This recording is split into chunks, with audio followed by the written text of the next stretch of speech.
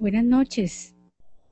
Bienvenidos a la Cátedra Abierta Gerencia, Tendencias del Entorno Mundial en los Negocios, a cargo del doctor Giovanni Cardona Montoya, gerente de investigaciones CEIPA, investigador, doctor en Ciencias Pedagógicas, Universidad Pinar del Río, Cuba, magíster en Política y Economía Internacional, Universidad Externado de Colombia, maestrando en Integración Regional y Cooperación Internacional, Universidad Nacional de Rosario, Argentina, especialista en Integración Regional, Universidad de Barcelona, España, economista, Universidad Estatal de Kiev, Ucrania, director Grupo de Investigación Origen.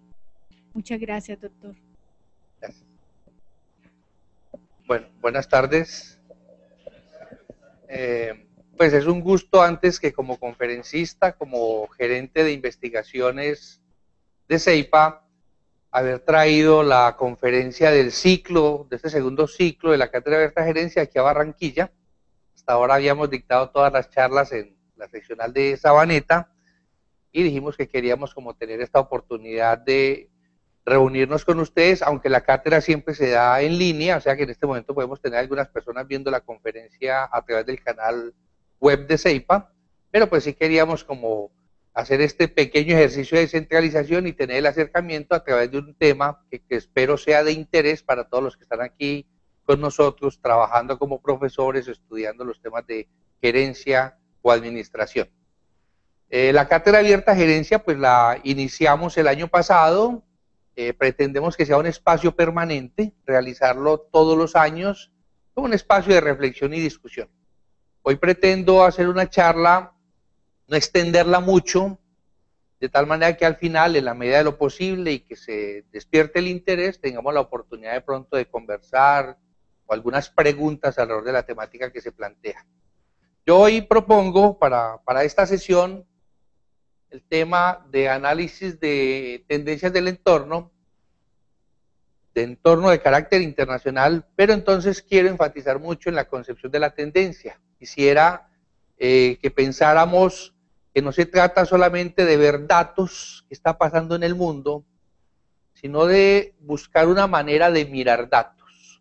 Existe una disciplina que es la prospectiva, creo que todos hemos oído hablar un poco de ella, y esta disciplina nos hace a nosotros algunas propuestas de carácter metodológico. O sea, hace un mes en el país, por ejemplo, comenzó toda una preocupación, bueno, preocupación para algunos, pero para otros una gran emoción, porque el dólar empezó a subir al fin, después de 10 años. Pero entonces dice, bueno, ya está subiendo, ya no puedo hacer nada, ya está subiendo. Qué bueno si hace 3 meses o hace 6 meses yo hubiera podido aproximarme a la realidad de que la tendencia iba a empezar a cambiarse y como empresario empezar a tomar decisiones y así aprovechar mejor una oportunidad o atender mejor una amenaza. La prospectiva pretende acercarnos a nosotros a la lectura de lo que llamamos factores de cambio. O sea, cuáles son las variables gruesas, las variables críticas que me permiten a mí aproximarme a escenarios, a qué podría suceder en 3 años, en 5 años, dependiendo del factor del que estemos hablando. Si yo les hablo a ustedes de tecnología, la información y las comunicaciones, pues largo plazo son 5 años. ¿Sí? O sea, cuando uno habla de, bueno, ¿qué hay de las tecnologías? Y hablo de tabletas, pues ese es el presente. Eso tal vez en el 2014 no va a ser muy relevante, porque se vienen otras cosas, ¿sí? Holografía. Entonces hay quienes están tratando de adelantarse y sobre esa base tomar decisiones con un menor nivel de incertidumbre. Eso es lo que la prospectiva nos propone.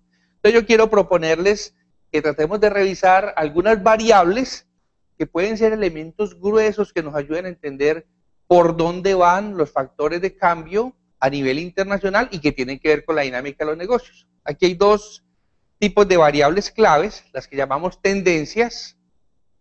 Las tendencias son los factores que ya tienen historia, que uno puede decir, no, tengo unos datos del año pasado, antepasado, 3 años, pero que además por sus características cualitativas me hacen pensar que van a indicar que se viene. Pero los hechos portadores de futuro son más complejos.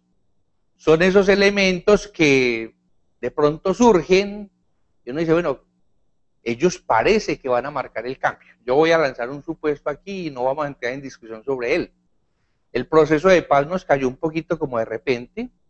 Si uno pensara que él va a terminar satisfactoriamente, entonces es muy probable que podamos hablar de, bueno, ¿cómo va a ser el país después de que se firme el pacto?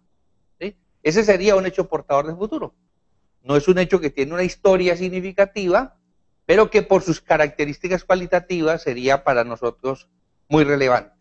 Ahora, otro hecho real es que las tendencias no son lineales. El mundo encuentra barreras, ¿sí? Por ejemplo, uno puede decir, no hay una tendencia social en el mundo a reconocer las parejas homosexuales, pero eso tiene rupturas, temas religiosos, temas culturales. Entonces las tendencias no se pueden mirar como un fenómeno que va a avanzar raudo y sin que nada lo trate de detener. Hay que tratar de mirar la variable que pesa, pero también las variables que a veces detienen los procesos. Voy a poner un ejemplo que es un hecho que a nosotros nos puede interesar. Cuando uno piensa en prospectiva y dice, bueno, ¿cuáles son las tendencias? Uno dice, hay una tendencia ambiental. Si nos vamos a la cafetería, si vamos a la radio, a la televisión, el problema del medio ambiente es una cosa de la que se habla. ¿Pero qué significa eso? ¿Qué significa decir que hay una variable ambiental o que hay una tendencia ambiental? Y que los empresarios están preocupados por el tema ambiental. Entonces yo trato de darle una definición. O sea, la tendencia es que el medio ambiente se está deteriorando. Pero deteriorando con respecto a nosotros. O sea, es un clima que nos es un poco menos favorable a quienes dominamos el planeta. Puede que algunas bacterias y virus estén más contentas ahora que antes. Tal vez este clima le va a servir a otras especies que se van a desarrollar. Pero el ganado, nosotros estamos sufriendo por estos cambios, ¿sí? Que están haciendo que el medio ambiente sea un poco menos predecible para las cosechas, ¿sí? Para el cultivo, ¿sí? Para otros fenómenos que se pueden dar. ¿Y eso qué está implicando? Está implicando que se están dando cambios, legislaciones ambientales, normas de calidad ambiental, ¿sí? Cambios de comportamiento de consumidores que dicen, no me gusta esto si contamina, no me gusta esto si no es reciclado, ¿sí? Entonces ahí hay un fenómeno y tendría más o menos estas características. Entonces cuando hablamos de lo ambiental como tendencia, uno estaría pensando en esta dinámica. Pero bueno, ¿y esa dinámica qué? ¿En qué consiste? Porque si vamos a hablar de evolución, pues habría que mirar en el tiempo. Entonces, por ejemplo, este mapa nos dice que hay unos países que tienen los más, estos mapas, la mayoría de los mapas que van a ver hoy aquí son del Instituto de Ciencias Políticas de París. Ellos tienen un taller de cartografía que es excelente, que actualiza permanentemente, y son materiales pues que creo que son de bastante utilidad para este tipo de reflexiones.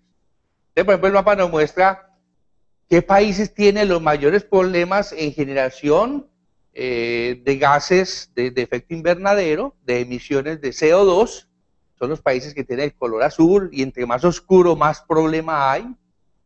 Pero entonces hay compromisos. ¿Cuáles son los compromisos? Los países que ingresan a la Convención de Kioto y se comprometen a bajar las emisiones de gases. Pero entonces los que aparecen en rojo no han querido firmar el compromiso o no han ratificado la convención. Entonces, cuando uno piensa en el tema ambiental, no solo es si la convención existe, sino cuáles son los países que más compleja. Este es el año 2005. Que más compleja tiene la situación, este es el año 2010, y los que aparecen aquí envueltos son los países que están comprometidos a que tienen que reducir los niveles de emisión porque tienen unos niveles extremos, y vuelven y aparecen cuáles ya ratificaron, cuáles no han ratificado la convención, etcétera. Entonces comienza uno a ver que los elementos son diversos, los que más contaminan, los que menos contaminan, los que ya se están comprometiendo con cambios, los que aún no se comprometen con cambios. Entonces si uno dice que es un problema global, pero con actores de diferente nivel de responsabilidad, con actores de diferentes efectos. En consecuencia, todo este proceso como proceso global es un proceso que no se puede mirar de manera lineal. Yo lo complemento con algunos datos. ¿Hay agua en el planeta? Hay agua en el planeta. Y donde ustedes ven colores muy oscuros, hay mucha agua. Y donde ustedes ven colores muy claros, no hay agua. O sea, hay regiones del planeta donde hay muy poca agua. Y hay regiones donde se tienen grandes cantidades de agua. ¿Sí? Ahora, ¿cómo es el nivel de consumo de agua? Entonces hay una relación, claro, los que más agua tienen, más consumen, y los que no tienen agua, pues no la pueden consumir. ¿Sí? Entonces un colombiano se puede meter a la regadera y bañarse media hora, pero aquí en África, pues le toca llevar un baldecito cada 3 días y bañarse, porque hay escasez literalmente de agua. Y esto tiene que ver con lo que estamos hablando, que es el fenómeno de lo que llamaríamos una tendencia, que sería la crisis ambiental. ¿En qué se utiliza el agua? Entonces los países que ven ustedes ahí de color negro son los países que más dedicamos el agua a la agricultura. ¿Sí? Estos un menor consumo de agua para agricultura, y los que ven el color naranja utilizan la mitad del agua para procesos industriales, no para procesos agrícolas. Entonces, obviamente, los niveles de contaminación, recuperación de agua, etcétera, pues son diferentes. ¿Sí? Estamos ante un fenómeno de diferentes actores, de diferentes responsabilidades, que se está tratando de resolver a través de unas normas de carácter global, pero donde los actores no tienen la misma mirada de la problemática. Bueno, entonces quería plantearlo como un ejemplo para que viéramos que una sola tendencia, la tendencia del medio ambiente, tiene un conjunto de elementos, variables y actores que se tienen que revisar, y comportamientos en el tiempo que pueden variar. No va a ser siempre la misma dinámica. Cuando yo era muy joven, uno pensaba que todo el mundo iba a girar alrededor de los Estados Unidos. Hoy, 20 años después, ya no tengo tan claro ese futuro. Entonces, las tendencias también nos deben ayudar a mirar cuáles van a ser los cambios que se van generando en los procesos. Entonces, quiero ahora centrarme especialmente en tendencias vinculadas a la dinámica de los negocios internacionales, del comercio internacional. ¿Cómo son las relaciones económicas, la evolución, el volumen, el peso del comercio de bienes principalmente, pero bienes y servicios a nivel mundial? Entonces, se ha vuelto también común decir que hay una tendencia, que es la tendencia de la globalización. ¿Sí? Quienes recordamos un poco la vida antes de 1990, sabemos que este era un país de una economía cerrada. Casi todo lo que consumíamos era colombiano. El precio del dólar lo definía el Banco de la República. Él tenía sus propias reglas y difícilmente el dólar se podía salir de ahí. Entonces éramos muy domésticos. ¿Sí?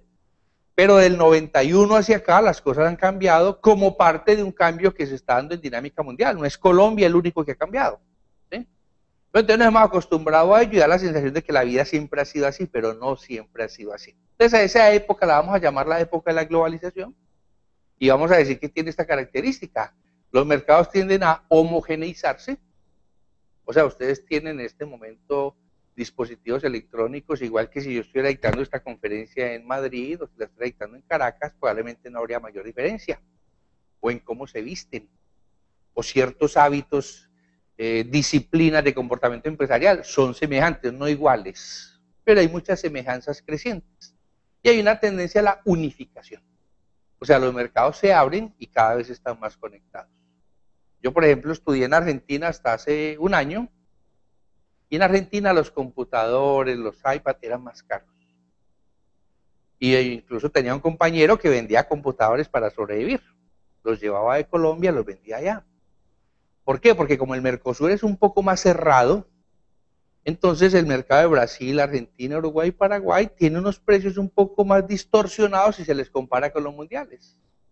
En cambio, en colombiano no le sale mucho ir a buscar a comprarse un computador por fuera del país. No hay mayor margen de utilidad porque este es un mercado muy abierto, y entonces en ese sentido los precios ya son muy semejantes. ¿Ya? Entonces estamos en un proceso de unificación de mercados. Entonces cuando hablo de globalización puedo verlo aquí desde lo comercial, o como lo plantean algunos de una manera un poco más amplia, dicen, no, la globalización es que se están uniendo las culturas, los sistemas políticos, los sistemas jurídicos. O sea, el tema de la Corte Penal Internacional. ¿Cómo así que el gobierno colombiano va a firmar un acuerdo con un movimiento armado, pero está limitado porque la Corte Penal Internacional podría intervenir en el futuro? O sea, habría una dinámica jurídica de carácter global que estaría por encima de lo nacional. ¿Sí? O como la vinculación a redes sociales, la apropiación del inglés hacen que cada vez, no solamente se trata de que hablamos otro idioma, sino que vamos adoptando patrones culturales de comportamiento. O sea, que había una definición más amplia, sería una homogenización y unificación política, cultural de la humanidad. Pero bueno, entre dos dimensiones que tendrían toda una discusión, quedémonos con las categorías homogenizar y unificar. Entonces miremos qué está pasando y veamos algunos actores, evolución en el tiempo y variables claves. ¿Qué es globalización? Yo digo, ¿será esto? Por ejemplo, este mapa dice dónde está establecido McDonald's en el mundo, ¿sí? Lo que ven ustedes color naranja son regiones donde han expandido su participación y lo que ven en azul es donde se está reduciendo su participación, ¿sí? O sea que no es una cosa lineal. Tal vez en estas regiones tuvieron peso en alguna época y ya no lo tienen tanto, ¿sí? Y en cambio aquí pues tendrían procesos de expansión. Pero yo pienso que esto sería banalizar el tema, reducir la globalización a un tema de hamburguesas y papas fritas, ¿sí? Esto, por ejemplo, me parece un elemento central de los cambios que se están dando en la dinámica de la globalización. Para mí hace 15 años, hace 20, era muy claro que las grandes decisiones de la economía mundial las tomaba el G7. O sea, Estados Unidos, Canadá, 4 europeos y Japón. Ellos se ponían de acuerdo y el mundo se movía. Se ponían de acuerdo en temas de tasas de interés, se ponían de acuerdo en temas de tasa de cambio, y como tienen tanto peso en la economía mundial, pues la economía mundial tenía que responder. O sea, ni siquiera se trata de que un presidente quiera o no quiera, sino que tienen tanto peso que sencillamente o sea, la locomotora. Históricamente la locomotora de la economía arrastraban al resto de las economías. Pero hoy yo pienso que el eje del poder se ha expandido, y es el G20. Porque estos 7 ya no tienen la misma capacidad, ¿sí? De hecho, si no fuera por la dinámica de la economía de China y de India, en estos últimos 5 años, la economía mundial estaría mucho más replegada. Porque Europa está en recesión, porque Norteamérica no ha podido salir de una crisis, Japón lleva 10 años de estancamiento económico, entonces ellos no han sido los jalonadores de la economía. Entonces el G7 se ha tenido que expandir a G20 e invitar mercados emergentes como Brasil, como Argentina, como México, como a Corea, ¿sí? Para que participen en la toma de decisiones. Incluso no solo en la toma de decisiones, para que se metan la mano al bolsillo y financien al Fondo Monetario y financien al Banco Mundial, porque ya ellos no alcanzan a tener los recursos, ni la capacidad de convocatoria, ni la capacidad de arrastre para mover la economía mundial. Yo pienso que este es un cambio significativo. O sea, hay una combinación de los llamados históricamente países del norte, Norteamérica, Europa y Japón, por una dinámica más amplia que ha incluido a los llamados mercados emergentes, ¿sí? Los BRIC, Brasil, Rusia, India, China y otros países que están siendo fundamentales para garantizar la dinámica más o menos de crecimiento que tiene la economía mundial en la actualidad. Entonces creo que aquí sí hay un cambio significativo que se ha venido dando a través de estos últimos 20 años. Ahora la pregunta es ¿por qué? Esto no es repentino, porque de pronto mercados que eran relegados ahora son significativos. Hay que mirar realmente cómo es que está evolucionando el comercio. Este gráfico que se nos escapó una curva, la azulita que ven allá se ve la colita, nos muestra, por ejemplo, qué es lo que ha pasado en la economía mundial en el transcurso de 60 años. Y es que el comercio mundial, desde los años 50, no es significativamente agrícola. Miren cómo la agricultura ha ido perdiendo peso, está cerca de ser el 40% de las exportaciones mundiales de 60 años, a llegar a ser apenas el 10% hoy. ¿Sí? Y los bienes mineros, pero especialmente hidrocarburos, con una participación alrededor del 20%,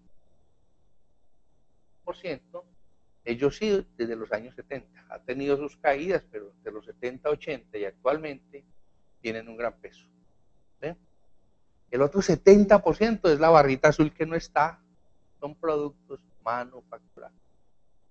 El 70% del comercio mundial son productos manufacturados y es un proceso creciente que viene desde mediados del siglo XX. ¿Sí? Entonces, cuando decimos, bueno, ¿por qué la participación de unos países a otros? Hay que empezar a mirar, bueno, ¿y qué es lo que se está intercambiando? ¿Qué es lo que se está vendiendo? ¿Quién está comprando? Aquí tenemos un dato que tenemos que empezar a validar primero. Y una participación de las economías de bienes primarios, especialmente si son de origen agropecuario, cada vez tienen menos peso dentro del comercio mundial. Vamos a ver eso a dónde nos lleva. Entonces, aquí tenemos tres mapas. Este es el año 2003. Vamos a ir y volver. Año 2006 y año 2010. Comercio mundial. Vamos a utilizar como referente el de 2003. ¿Sí? Esta gráfica nos dice cuáles son los mayores flujos de exportaciones en el mundo. Y aquí hay dos hechos significativos. El primero es que los dos mayores flujos de comercio mundial son intrarregionales. Este asiático, Europa occidental, esto es Unión Europea, ¿sí? Para ponerle nombre propio. Esa es la primera consideración, que los flujos intrarregionales de Europa, del Este y de Norteamérica son enormes. Y si miramos 2006-2010, vamos a ver que además de enormes, son crecientes. Ahí va el fenómeno de tendencia, no es un hecho del 2003, es un proceso gradual. ¿Sí? El segundo dato es que de 10 grandes exportaciones, de los 10 mayores flujos de exportaciones, los primeros 9 son entre Europa, Norteamérica y el este asiático. Ni África, ni Asia Central, ni América Latina. ¿No? Norteamérica, la Unión Europea, China, Corea, Taiwán, Singapur, Japón. Y ahí están estos primeros 9 flujos. Y si los miro a través de los años, veo que son los mismos. Solo que hay algunas tendencias de participación que cambian. Y una que cambia es que es creciente la participación del este asiático. ¿Sí? Incluso cada vez con una participación relativa menor de Japón y una participación relativa mayor de China, de Corea e incluso de economías menores, de Taiwán, de Singapur, de Indonesia, de Filipinas, de Malasia, que se están... En cambio, las flechitas de América Latina siguen siendo muy delgadas, o sea, si nos vamos a volúmenes, poco cambian, excepto la participación de algunas economías en concreto. Por ejemplo, la de México, pero la de México conectada totalmente a Estados Unidos. ¿Sí? O sea, México le vende casi todo a Estados Unidos y lo que no le vende a Estados Unidos se lo vende a la Unión Europea a través de un TLC. Y el comercio que tiene con América Latina como porcentaje del comercio mexicano es mínimo. ¿Sí? Entonces, en esencia, los países en vía de desarrollo, excepto esos nuevos emergentes, seguimos teniendo una participación muy pequeña en el comercio mundial. Entonces es un comercio entre esas potencias del norte, pero ahora con una creciente participación de los nuevos emergentes, y vamos a decirlo, a pesar de que nosotros queremos estar matriculados ahí, que nos metan en alguna sigla, que no ocupemos en los BRIC, queremos estar en los CIVIT, la verdad es que no estamos todavía. No estamos todavía. Y no estamos primero porque ese mapa de relaciones comerciales que ven ahí es un mapa de comercio de mercancías manufacturadas, de bienes con valor agregado. Y la balanza comercial colombiana en materia de exportaciones no muestra eso. Eso no es lo que nosotros estamos exportando. Entonces, hay ahí una dinámica constante, norte, este asiático, constante bienes manufacturados, pero hay algunos cambios con la aparición de actores de mayor peso, con alguna reducción del peso de otros actores, pero digamos, y la dinámica entre fuerte comercio regional y un fuerte comercio extrarregional, pero en el norte más el este asiático. Todavía falta ver es por qué, ¿cierto? O sea, ¿qué explica que unos u otros estén ingresando? Eso se traduce en esta realidad no sé si aquí gente de negocios internacionales, los mayores puertos por donde se mueve la mercancía del mundo, ustedes ven que Asia tiene hoy en día la mayor participación portuaria, ¿sí? Se ha ido desplazando incluso toda la parte del Mediterráneo. Hasta hace unos 15 años, más del 50% del comercio mundial iba por el Atlántico. Hoy más del 50% va por el Pacífico. Haya habido un cambio geográfico que indica que esa relación entre los tres centros está un poco más cargada hacia la zona asiática. Bueno, yo voy a tratar de mostrar con este ejemplo y estos dos gráficos donde hay un elemento que explica la participación creciente de nuevos actores, porque además de Estados Unidos y la Unión Europea, los chinos, los coreanos hacen parte de la dinámica. Esa dinámica tiene que ver con un cambio, con una profundización en el nivel de especialización de la producción de bienes y servicios en el mundo. ¿Sí? Es algo que nosotros estamos entendiendo muy lentamente. O sea, nosotros hace 20 años nos quedamos un poco enfrascados, molestos, porque las grandes compañías multinacionales nos están utilizando como maquiladores. Pero maquiladores en un sentido un poco peyorativo, y es que nos tenían haciendo el último pedacito de la cadena de valor. Coser la prenda, ¿cierto? Ensamblar el producto, pero en toda esa cadena no estábamos haciendo nada más. Desde ahí que nosotros no hemos visto el potencial en esa realidad, la realidad de lo que llamamos el comercio mundial de tareas. Las empresas no hacen productos, las empresas hacen tareas. Un producto es el resultado de la suma de tareas de fábricas de diferentes países que terminan elaborando un producto determinado. El problema de maquilar es que nos quedemos solamente en la etapa en la cual se agrega la menor cantidad de valor y que nuestro aporte, por ende, es pagado con un salario menor. Pero nosotros podríamos ser maquiladores de componentes más costosos. Entonces, mire, por ejemplo, si hablamos de un iPhone con un costo de $187, ese iPhone tiene $20 de componentes de Taiwán, $16 de componentes alemanes, $80 de componentes coreanos. Los coreanos comenzaron maquilando como nosotros, ensamblando por allá carcasas. No, ahora ellos aportan el 40% del valor de un iPhone. ¿Sí? Diferentes fábricas coreanas que producen varios elementos relacionados con la producción del iPhone. Estados Unidos, $23 y $47 son de otros países. ¿De dónde es un iPhone? ¿Sí? ¿Tienes un iPhone? ¿De dónde es? Es de una cadena global de valor. Claro, por ahí hay uno que tiene la marca, hace la labor de comercialización y sobre esa base él se lleva una parte grande del producto. Pero hay empresas que les están aportando en dinámicas de maquila. Puede ser una empresa norteamericana subcontrata a una empresa japonesa, china o coreana, o una empresa norteamericana instala una planta en China o en Corea para realizar parte de los procesos haciendo uso de una mano de obra que le agrega valor, porque es barata o porque es muy eficiente o porque es tecnológicamente muy competitiva y un salario relativamente bajo. Entonces sobre esa base aprovecha esa mano de obra. Esto, por ejemplo, explica en parte porque Europa y Norteamérica no pueden salir rápidamente de la crisis. Porque por más medidas que tome el gobierno norteamericano o la Reserva Federal de los Estados Unidos o la banca europea para reactivar la economía de esos países, las grandes firmas han trasladado parte del empleo al este asiático, a Brasil, a México, y no se van a devolver por un efecto patriotismo. No, es que la mano de obra ya tiene un costo relativamente más bajo y es altamente productiva o eficiente. Entonces no tiene la misma, si ellos deciden bajar la tasa de interés para estimular el empleo, el impacto no es el mismo que si las economías fueran cerradas. Si las economías fueran cerradas, el efecto sería inmediato. Entonces, este ejemplo que lo puedo plantear ahí con un producto aislado, una unidad, lo podríamos mirar por países.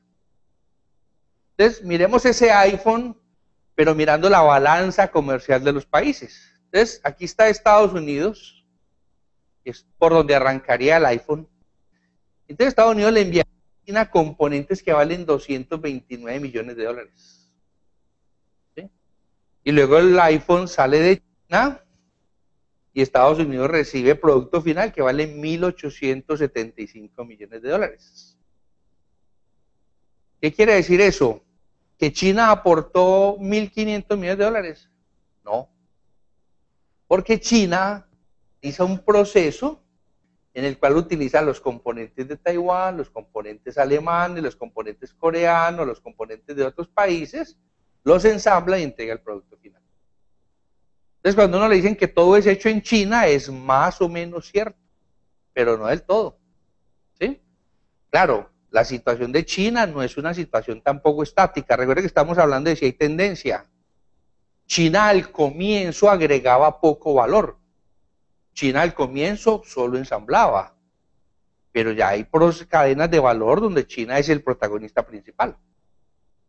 ¿Qué es Lenovo? O sea, Lenovo era IBM. ¿Cierto? Entonces China compra la línea de producción de PCs de IBM, continúan desarrollando y hoy Lenovo es el principal proveedor de PCs del mundo. Computadores chinos. Cuando antes, hace 25 años, lo único que hacían era ensamblar. O sea, esa dinámica los ha ido llevando a tener una participación creciente en la cadena global de valor. Entonces, esto, la división internacional del trabajo, cada vez más especializada, donde países se fabrican, no se especializan en productos, sino en tareas para la producción de productos, está haciendo que cada vez haya una mayor participación de nuevos actores en esa dinámica que llamamos globalización. O sea, el mundo se ha abierto en los últimos 25 años, hay más apertura, hay menos barreras al comercio, pero la participación de los actores no es la misma. Nosotros podemos hablar de 23 años de apertura económica, pero no podemos hablar del mismo grado de participación del crecimiento de la economía global. Los coreanos sí, los taiwaneses sí. Entonces eso tiene un elemento que tiene que llevar a los países, a las empresas, a los gobiernos, a la academia, así bueno, que hay que revisar, porque nada nos ganamos con abrir las puertas y vamos a seguir vendiendo de lo mismo, si vamos a seguir participando, produciendo de lo mismo. Sí, que es un poco lo que le sucede a Colombia. Cuando la apertura comenzó en 1990, el 80% de lo que este país exportaba, eran productos no procesados. Hoy, 23 años después, ¿qué es lo que exportamos? 80% son productos no procesados. Solo que ya no es el café el principal renglón, sino que es el petróleo. ¿Sí? Pero seguimos más o menos en la misma dinámica. El 12.5% de lo que Colombia exporta son productos de nivel medio y alto tecnológico. El resto son productos de nivel bajo tecnológico y materias primas. Ahí estamos entrando. Eso es lo que significa tomar decisiones adentro de la empresa, adentro del gremio, adentro del gobierno, adentro de las universidades, para cambiar la capacidad productiva de la economía y poderse insertar aquí de una manera mucho más eficiente, obteniendo una mayor participación y rentabilidad. Bueno, entonces miren, por ejemplo, la participación de países en vía de desarrollo en exportaciones. Entonces dice, en productos agrícolas incluso la participación ha reducido. Y en productos industriales, en productos totales, nuestra participación ha mantenido entre el 20 y el 30%. O sea, no ha habido un cambio significativo. Y estos cambios positivos están más asociados a ciertas economías que en particular han tenido un cambio cualitativo, han dado un salto. Hace 35 años un coreano promedio era más pobre que un colombiano promedio.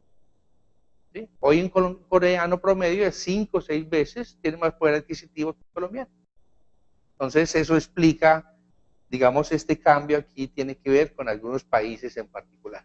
E incluso, a mí me llama mucho la atención el dato, es que incluso nuestra participación en el mercado agrícola no es creciente, al contrario, es decreciente. El mercado es muy complejo. Europa y Norteamérica son muy proteccionistas en lo agropecuario. O sea, ellos no le compran comida a nadie.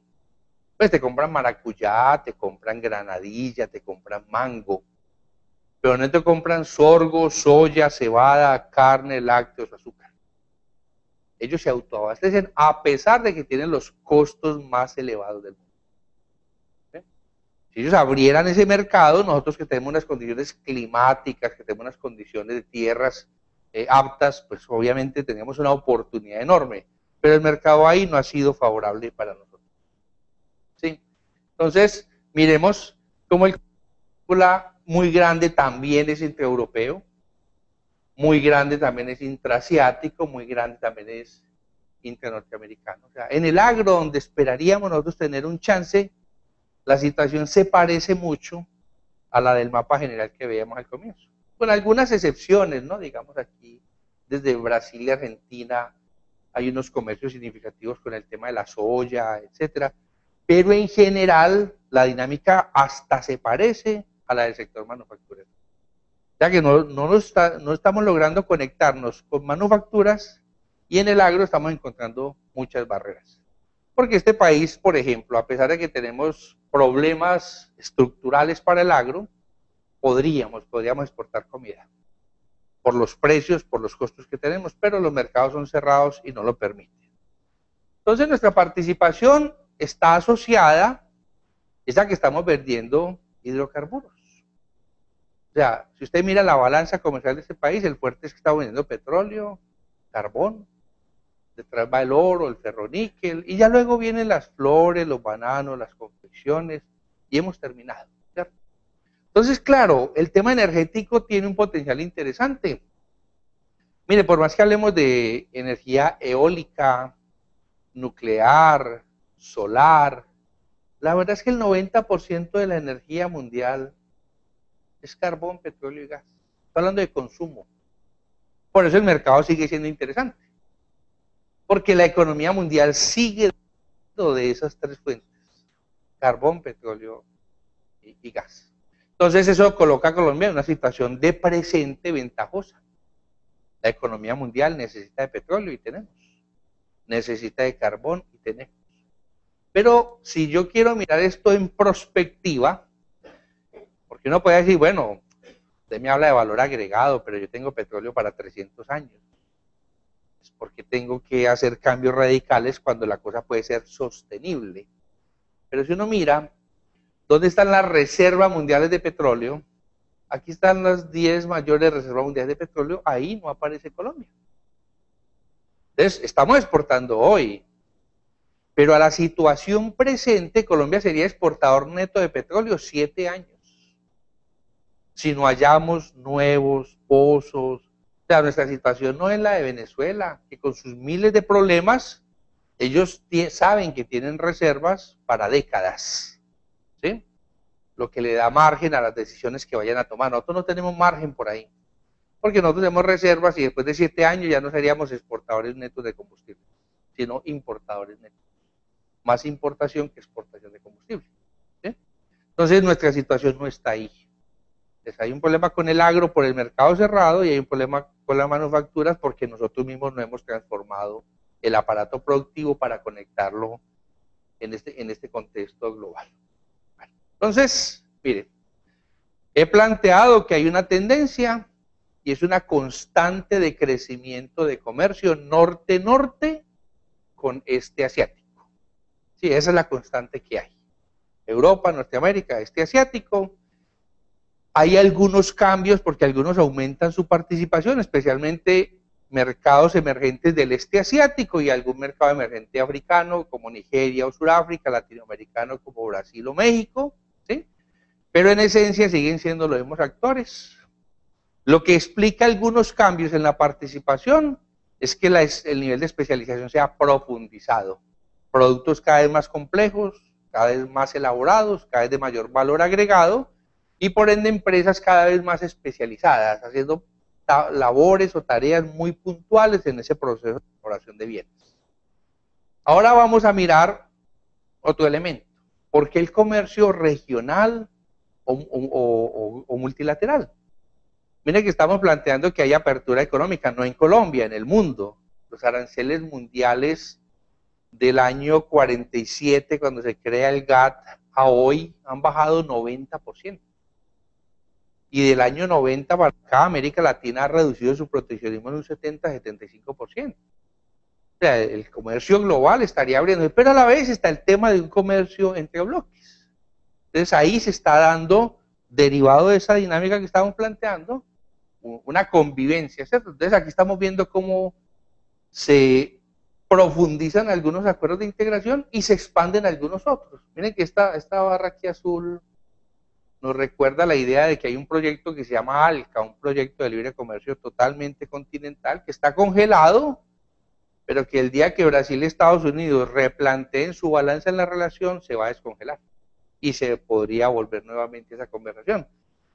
El tema de que a veces los bloques eran muy regionales, pero ahora hay proyectos de integración muy interregionales, como los acuerdos del Pacífico, países americanos del Pacífico con países asiáticos del Pacífico, con países de Oceanía, unidos en un acuerdo, no lo llamemos bloque, pero sí en un acuerdo que se denomina la APEC.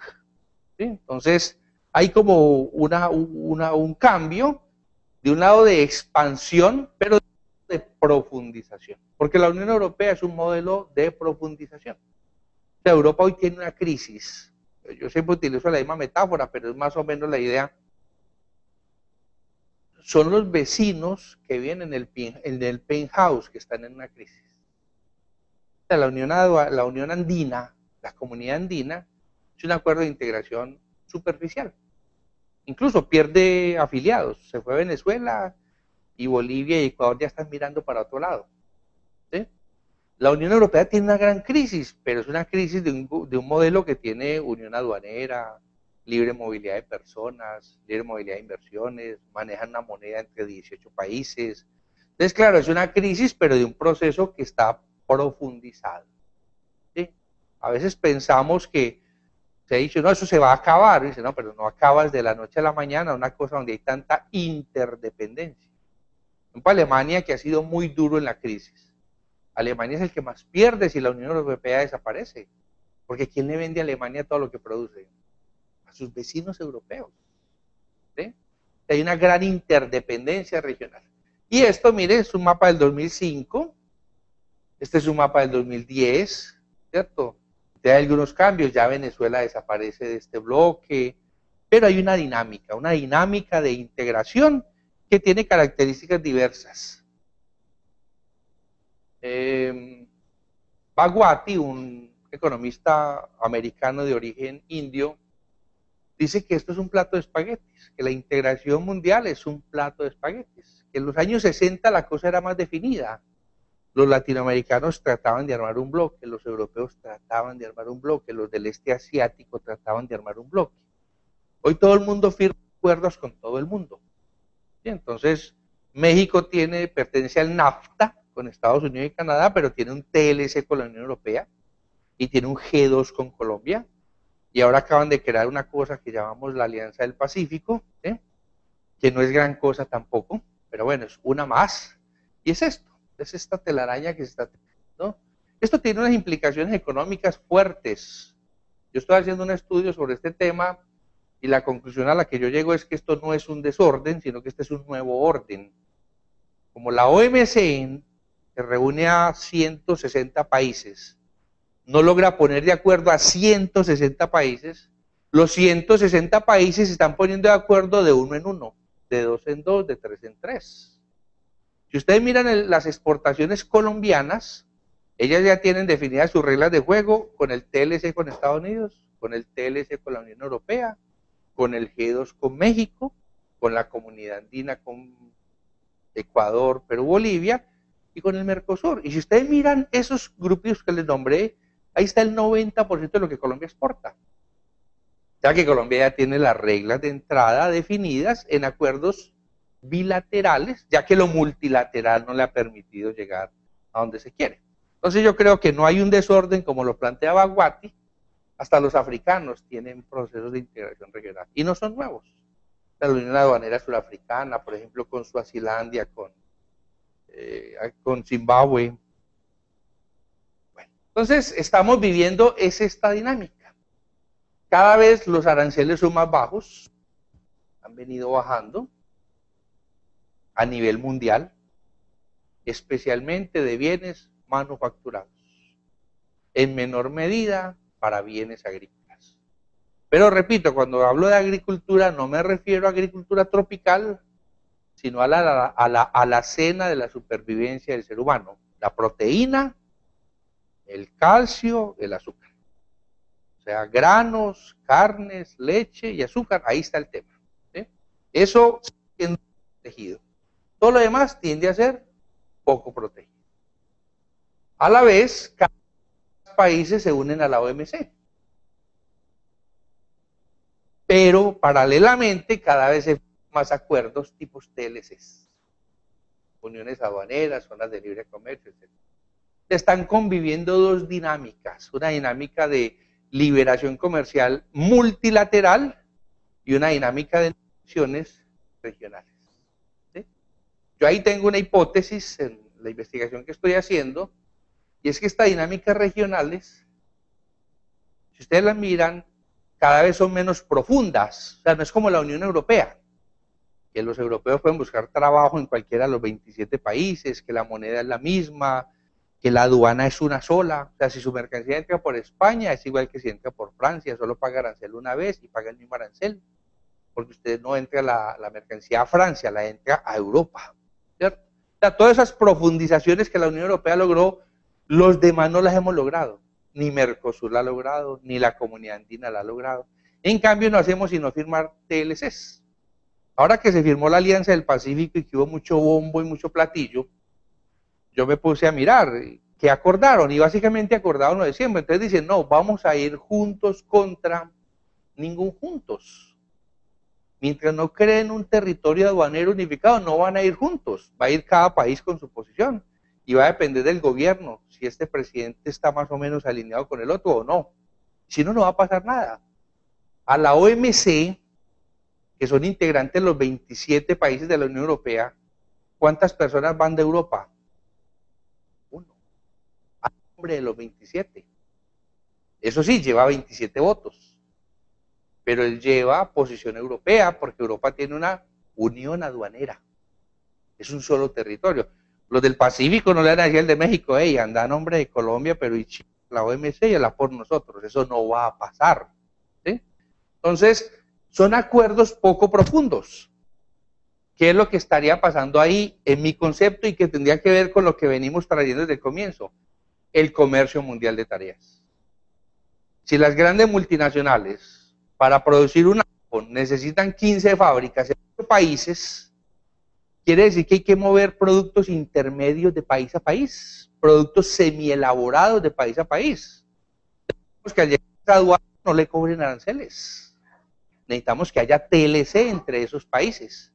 Entonces, la masificación de TLCs, hoy la OMC reconoce 400 acuerdos existentes.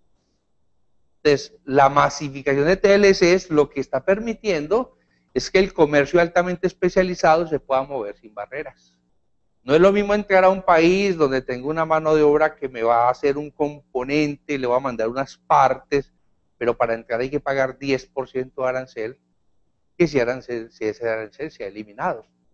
Yo creo que este tema de TLCs en vez de integraciones profundas responde a la nueva realidad comercial. Y por eso están conviviendo un libre comercio mundial con un comercio cada vez más profundo, pues más libre a nivel de acuerdos que ya llamaríamos regionales. Por último, miremos que esa dinámica global se ratifica con el comportamiento de otras variables. ¿Dónde están las mayores firmas del mundo? En Norteamérica, en Europa Occidental, en el este asiático. Las firmas más grandes del mundo están instaladas en los mismos centros de los que venimos hablando desde hace 40 minutos. ¿Sí? ¿Dónde se realizan las mayores operaciones bursátiles del mundo? Pues no hay una sorpresa. Estamos hablando nuevamente de la misma región. O sea, por aquí tienen la bolsa de Colombia, y también aparecemos. Pero eso da una idea de cuál es la participación que estamos teniendo en los mercados globales. La inversión extranjera directa, que no la inversión especulativa, no estamos hablando de la inversión de portafolio, sino cuando las empresas van, invierten y crean empresa, abren pozos petroleros, crean almacenes, hacen fábricas. ¿Dónde están instaladas esas inversiones? Las crecientes inversiones están en Europa, Norteamérica, el este y en Brasil. Aquí hay un Chile. Viene un Chile con una economía que es igual, un poco más pequeña que la colombiana. ¿Sí? Colombia tiene una inversión extranjera directa fuerte en minería. O sea, los extranjeros vienen a Colombia a sacar petróleo, carbón, ferroníquel, ¿cierto? O sea, ahí encontraron una beta y con eso hemos alimentado en gran medida la economía colombiana por años. Yo pienso que el problema no es que saquen petróleo, el problema es que no hayamos logrado atraer inversión extranjera directa hacia el sector manufacturero y al sector agrícola y agroindustrial. ¿Sí? Si ustedes miran, el Banco de la República dice inversión extranjera directa, coloca una, con hidrocarburos, sin hidrocarburos. O sea, porque la esencia de los aparecen en el tema del petróleo y el carbón. ¿Sí? La otra viene muy al sector servicios. Supermercados de grandes superficies, telefonía, banca, pero no industria y no manufacturera y no agricultura. ¿Sí? Ahí hay una cosa que tenemos que resolver. Y no estoy diciendo que los tengamos que obligar, los tenemos es que atraer. Algo no funciona. Que no les parece atractivo que nosotros seamos parte de la cadena de valor global de marcas mundiales de camisas, de pantalones, de computadores, de televisores, de carros, etc. Entonces, esto ratifica el comportamiento del comercio, porque el comercio requiere de finanzas, el comercio requiere de grandes firmas, entonces ahí estamos viendo la concentración que se da a nivel global. Yo quiero plantear por último unas características que debemos tener en cuenta porque hay una dinámica de consumo. Una es este tema del Internet. Esto ha cambiado mucho y seguramente va a cambiar mucho. Yo creo que nosotros aquí tenemos un reto muy grande porque los cambios son demasiado rápidos. O sea, a nosotros Facebook ya nos parece que existe hace un siglo. ¿Cierto? Tiene 8 años, 9 años. Pero también nos parece que va a durar un siglo. Y lo más seguro es que no. Porque lo mismo pensamos de Yahoo, que es una empresa que va de caída. ¿Sí? O sea, los cambios aquí en tema tecnológico son sumamente rápidos y son globales y profundos. Entonces tenemos que leer bien esto hacia dónde se está moviendo porque los negocios hoy tienen que ver en gran medida con estas dinámicas. Entonces, lo primero que vemos ahí es que los usuarios de Internet pues son por todo el mundo, pero que efectivamente también hay una concentración en los países donde hay la mayor parte de comercio. ¿Sí? Miren, los usuarios de Internet en el año 2000, los internautas eran 360 millones. Y en el 2010, 2.000 millones. O sea, una tercera parte del planeta es internauta. ¿Sí? 2020, porque somos 6.000 y pedazo. O sea, todavía puede crecer esta torta. ¿Sí? Entonces hay que entrar a leer. Porque entonces uno dice, bueno, ¿dónde están los consumidores? ¿Cómo son las relaciones comerciales? ¿Sí? ¿Dónde se accede a la información? Aquí hay gente que estudia virtual, ¿cierto? O sea, eso todavía en el país es como más o menos nuevo. Las bibliotecas se tienen que repensar, porque yo soy seguro que si les hago un examen, les digo cuánto de lo que ustedes leen para estudiar sale de un libro de papel y cuánto sale de documentos web. Y estoy seguro que la relación es de lejos, lo web a lo físico. ¿Sí? Y solo pongo el ejemplo de cómo eso debe poner a pensar a la biblioteca.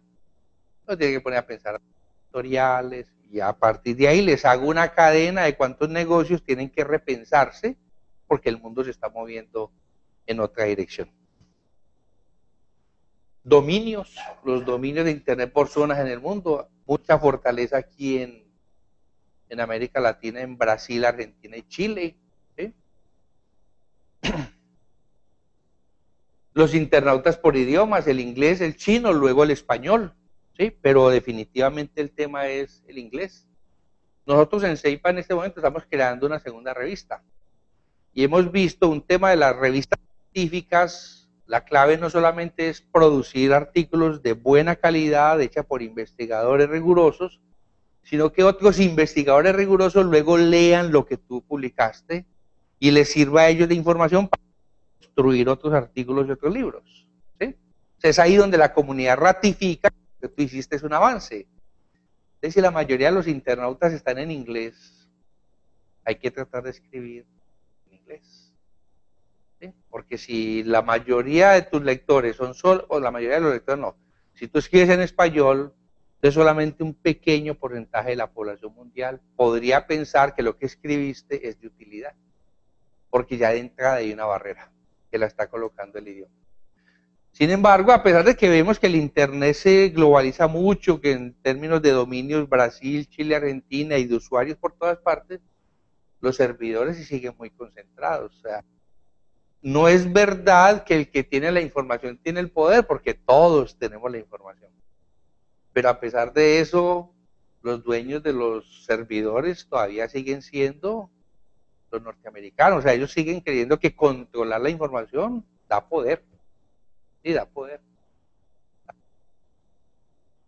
Une, ¿no? O sea, definitivamente las regiones fuertes, pero de todas maneras ahí sí sigue apareciendo un liderazgo evidente norteamericano. A diferencia de todos los demás mapas, donde la cosa se fue balanceando hacia el este, en el tema de servidores, la cosa no ha cambiado a la misma velocidad. ¿Sí?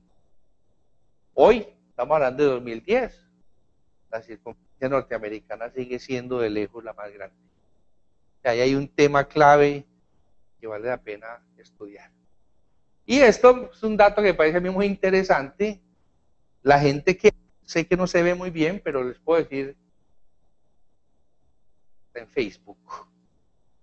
Y esos son los que están entrando a Amazon. ¿Sí? Entonces, ¿dónde están tus clientes todos los días?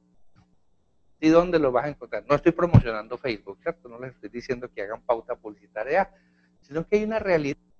¿Sí? La realidad es que una tercera parte de la población mundial es internauta y la mayor parte de la población mundial está entrando a redes diariamente. Diariamente. O sea, cuando profes, sus alumnos no están en clase, ya saben dónde están. ¿Sí? Incluso a veces en clase también están ahí. ¿Sí? Bueno. Y solo les muestro este ejemplo para que vean cómo el fenómeno con el que partí, que yo les digo, no se trata de ver datos, los datos son muchos y son cambiantes, es ver el hilo conductor del cambio de los datos. ¿Sí? Entonces yo dije, eso de que es norte-norte y norte-este asiático no es casual, no es que se me ocurrió a mí, no es que una cifra lo dio. Hay factores que lo explican, cadenas globales de valor, acuerdos regionales, transformaciones productivas en Corea, Taiwán, etcétera. Aquí se ve lo mismo, miren, por ejemplo, en estos países la población crece. En estos países la población crece lentamente y donde hay hijitos, la población decrece. Y ese es un fenómeno que no va a cambiar así de la noche a la mañana. O sea, los europeos no van a embarazarse la próxima semana. Ni por decreto, no, porque los jóvenes no quieren tener hijos. En cambio, que haya una reducción lenta, porque hay mucha pobreza, hay más analfabetismo, pesan más factores de tradición. Entonces, aquí nacen 6 niños y aquí nace 0.7 en promedio. ¿Sí? En cambio, aquí nacen muchos, pero no se crían. O sea, aquí la población mayor de 65 años es muy pequeña y es donde nacen más, ¿cierto? En cambio, aquí donde casi no nacen, el 20% de la población es de 65 años o más. O sea, el ministro de Hacienda diría que aquí tiene un problema, mucho pensionado. ¿Sí? O sea, socialmente hablando, la idea es, pues, en términos de seguridad social, la idea es que te pensiones y disfrutes tu pensión 37 años. Pero fiscalmente hablando, ojalá te celebráramos hoy la pensión y mañana Dios te llamara. ¿Sí? Eso reduciría el costo fiscal. ¿Sí? Entonces, imagínense, no nacen, pero sí duran. Nacen, pero no duran. Entonces, ¿qué pasa? Tienen que recibir inmigrantes.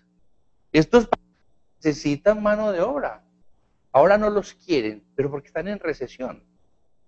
Porque dicen que el inmigrante le roba el puesto de trabajo, pero es porque es la recesión.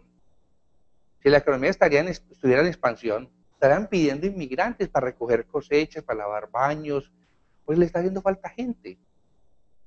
Entonces, el fenómeno coyuntural puede ser anti-inmigratorio, pero el fenómeno tendencial es migratorio. Los países del norte tienen menos crecimiento poblacional, pero tienen más expectativa de vida, por ende necesitan mano de obra. Entonces, los países que miran esto prospectivamente montan programas migratorios, pero para que venga gente con familia. De no, queremos que se presenten, por ejemplo, el caso de Canadá, de Australia, que no es que tenga la puerta abierta para todo el mundo, no lo creamos, pero que tiene unas políticas migratorias definidas, con metas anuales. Ellos prefieren que llegue 2 muchachos de 27 años casados y un niño, y como son hispanos, lo más seguro es que van a tener un segundo y un tercero. Entonces, mejor que nazcan allá de una vez, para que nazcan australianitos, para que nazcan canadienses, ¿cierto? ¿Por qué? Porque están tratando de resolver en el largo plazo su diferencial poblacional. Necesitan personas que lleguen a aportar al sistema de producción para que la sociedad como tal se sostenga. Es el segundo país más grande del mundo y tiene 25 millones de habitantes. O sea, tiene casi la mitad de la población que tiene Colombia. Entonces, claro, para allá es un tema. Entonces, cuando yo miro el tema migratorio, digo, no, esto no es casual. Claro, tratan de escapar de la trampa de la muerte, de no tengo oportunidades. Y aquí, cuando la cosa está bien, pues entonces les abren la puerta. Yo estaba en España en el año 2005 y Zapatero hizo una reforma migratoria. ¿Que porque era socialista? Sí, pero era socialista gobernante porque el país necesitaba mano de obra.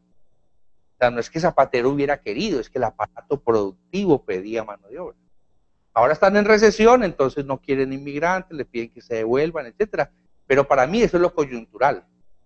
Lo prospectivo es el comportamiento de largo plazo. Y es que la migración va a continuar por factores demográficos estructurales del mundo. Y eso trae sus efectos. A ver, este es un mapa más actualizado, pues la tendencia es la misma. ¿Sí?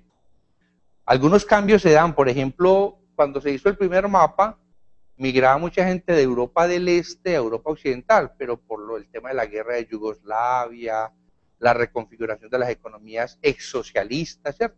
Ese fue un fenómeno temporal, pero en el largo plazo es del sur al norte. Este es el caso de Estados Unidos. La población hispana concentrada acá, la población negra concentrada acá, y hoy este es el país. Estados Unidos es un país de proceso prospectivo de mestizaje. O sea, hoy los hispanos son la minoría más grande, 50 millones de hispanos creo que son. No es que vayan a ser la mayoría dentro de 50 años, no, dentro de 50 años van a ser más mezclados todavía. O sea, hay más hispanidad pura todavía, hijo de hispano, nieto de hispano o habla español como primera lengua, ¿sí?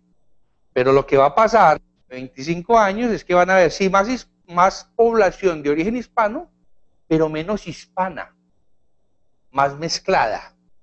Ese es el proceso. Ese Estados Unidos que conocíamos, que era básicamente anglosajón y negro, ¿cierto? Que eran como los dos elementos étnicos, va a desaparecer. Y por ende, hábitos, estatura promedio del norteamericano, o sea, muchas cosas cambiarán o están cambiando derivadas de un fenómeno de carácter prospectivo. Y cierro con este dato. Ese proceso de migraciones, en últimas, termina alterando una economía como la nuestra. Entonces, los colombianos nos íbamos también. Tuvimos nuestras oleadas, se han ido, pero también se ha traducido en ingresos de divisas por remesas. O sea, a mediados para el año 2005, nosotros recibíamos tantos dólares por exportar petróleo como por remesas.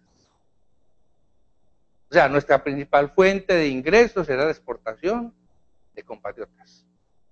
¿Sí? Entonces la migración también. Entonces, claro, el comportamiento de la tasa de cambio, la sanidad financiera del país, ¿no? Marcada por el hecho de que los colombianos en los años 70 en una oleada y en los 90 en otra oleada, se fueron del país, se fueron a trabajar y el 10% de sus ingresos, el 15% de los ingresos, los comenzaron a girar a nuestro país. Hoy tenemos que el petróleo ha aumentado su participación bruta, pero adicionalmente las remesas también han reducido su participación porque al colombiano le ha quedado más difícil girar. Porque está en Europa, está en Norteamérica y hay un problema de empleo. De hecho, algunos se han devuelto, pero se devuelve el 20%. El 80% se aguanta el chaparrón y se queda allá. Solo que durante los años de recesión allá, el volumen de remesas no puede crecer porque no tiene ingresos suficientes. Bueno, hasta ahí quiero llegar. No sé si lo hice más o menos en el tiempo presupuestado. Dejo abierto por si no sé en línea o aquí de los asistentes hay alguna pregunta. Sí. Con el micrófono, por favor, para que la puedan escuchar todos. Bueno, la primera es, el ALCA, no, está así. Sí, es para la red. Sí. El ALCA se va a constituir como el nuevo orden económico en el mundo, o sea, como un solo TLC para todos. No, yo creo que el ALCA va a ser, si se revive, va a ser un TLC americano.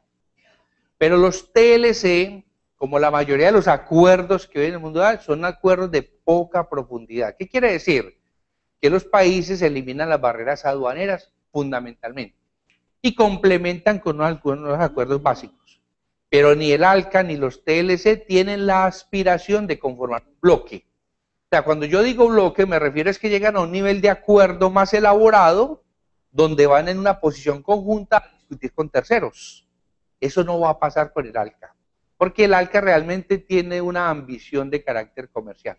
Mercosur y la comunidad andina dicen, sueñan, ellos sí, con profundizar, con tener un mercado único, de tal manera que si mañana hay que negociar con Europa, no iría Brasil, Argentina, Uruguay, Venezuela, Paraguay, sino que iría un representante del Mercosur. Eso con el ALCA no va a suceder. No va a suceder. ¿Tenías otra pregunta? Ok.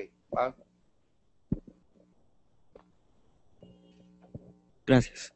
¿Qué tipo de emprendimiento es el más prospectivo en Colombia? Es decir, teniendo en cuenta todo eso, aquí en Colombia, un emprendedor, ¿cuál es el negocio que más a futuro podría ser más rentable o con mayor posibilidad de crecimiento?